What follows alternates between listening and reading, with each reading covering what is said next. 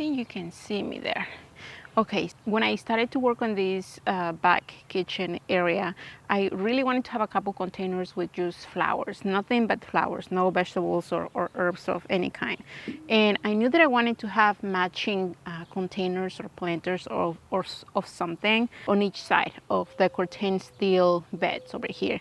And today I went to my local at home, the store at home, and I found these lovely, lovely containers. And these weren't really that expensive, and I really like them because one, they already have drainage holes here at the bottom, which always a plus. They're nice and heavy, but they also have this design around, which I really like. The price wasn't that bad either. They were only $30. So I have a couple. I have one on the other side, on the opposite side. And these are ceramic and fiberglass. So I know I'm gonna have to be extra careful with this for when winter comes. Like, I definitely won't be able to leave these outside because I don't think that these are going to do well. So I am going to fill them out with some regular potting mix. I just got the cheapest that I could find today at my local Lowe's. And I'll show you what I'm going to put in over here. Okay, so here are a few things that I grabbed at one of my local nurseries. And there's only one thing here that I started from seed. But I am going to plant some of these beautiful cosmos. Look at that. This is like a mixed color, so I think that I have like a light purple here. So I'm gonna plant. Deciding how many to put here is going to be hard because this is a very small container, but I think we'll be fine. We're gonna put like one or two there. Then I am going to come here with, let me see, I think I have one blooming here. This is a flame lantana. Look at those blooms. Those are just beautiful blooms. So hopefully this guy just kind of, I don't know, cascades down this way. And then I am going to add some of these beautiful marigolds. This is the first time that I got some really kind of like a big blooms. And these guys are gonna go, I don't know, maybe somewhere over here. Maybe I'll just put them here. And then I have some of these beautiful Evolution Violet Salvia. It's not blooming, but it's like a lovely blue pike. And then of course I had to add some of my own. It's a beautiful coleus. Look at that. That is gorgeous. I started these guys from seed. And it might look like it's super busy here right now, but I have multiples of plants. I'm just going to add one or two of each. And then this is just going to be gorgeous here.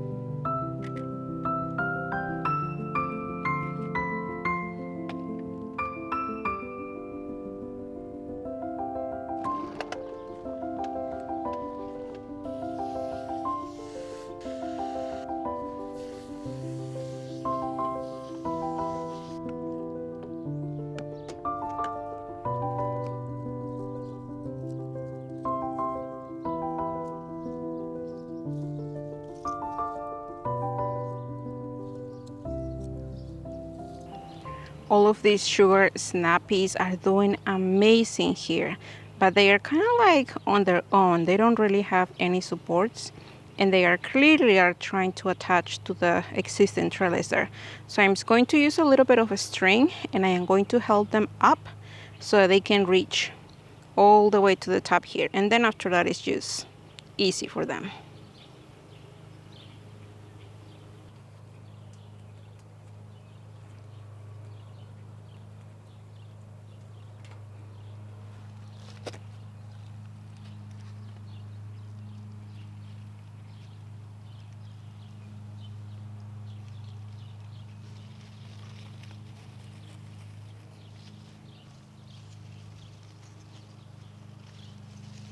That is so much better. This isn't really anything super fancy, just string, trying to get the existing vines to sort of attach themselves later on as they grow up the trellis.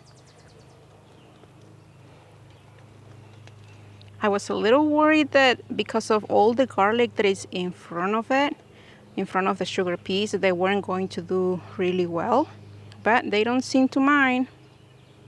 Fingers crossed that pretty soon I can be harvesting some of the sugar snap peas. I already did a couple of harvests for my strawberries, but I found that the birds are also finding them and loving them just like I am. So I am trying to come here as early as possible. Oh, some of these are have already been enjoyed by the birds.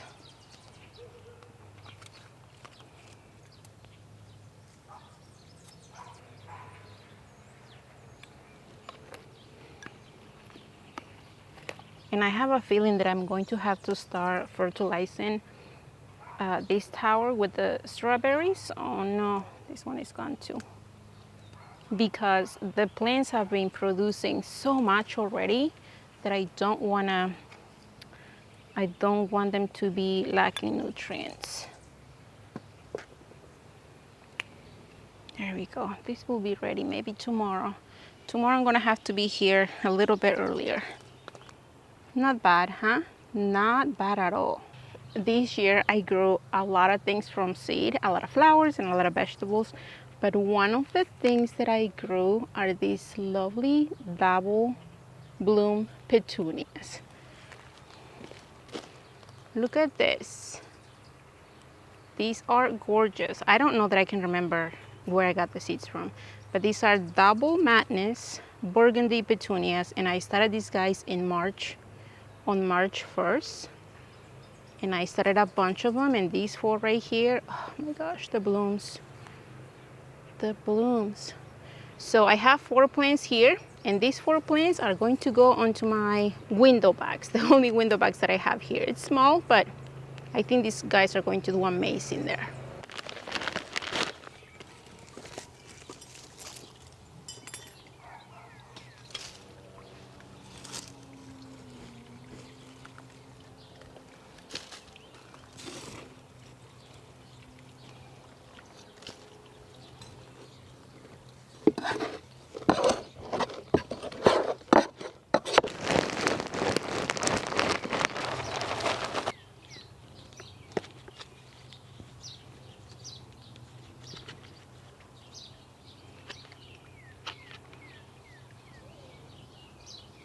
At this moment, I am not adding any fertilizer. So if you're wondering about the fertilizer that I'm going to use, I'll probably come here and add some slow release fertilizer, whatever I can find.